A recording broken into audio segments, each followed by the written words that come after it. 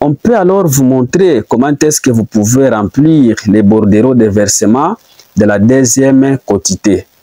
Parce que la première quotité doit être, n'est-ce pas, déclarée en fonction d'une déclaration autoliquidative, mais la deuxième quotité de 40% sera alors déclarée à travers un titre déclaratif que nous appelons bordereau de versement de la deuxième quotité, n'est-ce pas? Et si on doit déclarer les 40% qui restaient.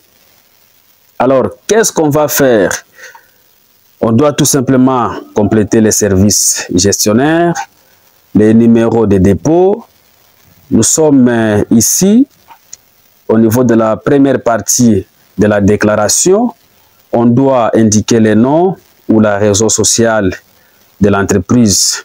Vous devez indiquer les sigles, vous devez indiquer l'adresse physique, les numéros impôts, les numéros IDNAT, les numéros ou bien l'adresse postale, les numéros de téléphone, les numéros fax, ainsi que l'adresse mail.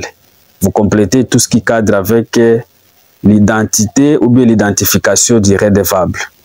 Alors, dans la deuxième partie de ce bordereau de versement, n'est-ce pas, on doit maintenant nous présenter tout ce qui est comme des comptes de l'IBP, n'est-ce pas, pour les comptes des petites entreprises. Alors, ici, premièrement, dans la première ligne, nous devons indiquer l'impôt déclaré. L'impôt qui a été déclaré, n'est-ce pas?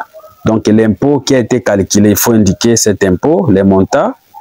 Vous devez également indiquer la première quotité de l'IBP de 60% qu'on avait payé. Il faut rappeler ces montants là-bas. Et dans la dernière ligne, il faut tout simplement indiquer la quotité de l'IBP, n'est-ce pas, qui restait à payer. Donc, la quotité de 40%, vous devez l'indiquer dans cette case ici.